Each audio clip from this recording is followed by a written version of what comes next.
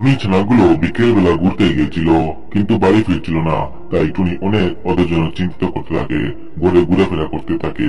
ওর ছানাগুলো করে আসছে না, এবং টুনি সেখানে কান্না করতে থাকে ওরা করে ফিরছিল না বলে। সেই কান্না শুনে সেখানে একটি ডাইনি চলে আসে। ডাইনি বলে, তোমার কি হয়েছে? টুনি সব কথা খুলে বলে। ডাইনি তখন বলে, সবাই যদি ভিডিওতে লাইক করে চ্যানেলটি সাবস্ক্রাইব করে দেয়, তাহলে তোর ছানাকে আমি ফিরে আনতে পারবো।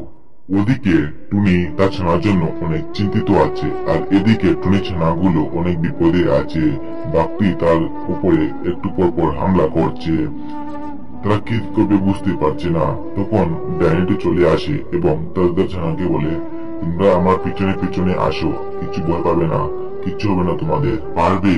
এই কথা বলতে না বলতেই ডাইনি সেখানে চলে আসে। সে দেখে ডাইনি তার ছানাকে নিয়ে আনছে। তখন টুনি এসব দেখে খুব খুশি হয় এবং তার ছানাকে বলতে থাকে, তোমরা কোথায় ছিলে? তখন তার ছানা বলে, আমরা জঙ্গলে ছিলাম। তখন টুনি বলে, এই জঙ্গলটা খুব ভয়ানক, এখানে যাবে না। তো ডাইনির জন্য তো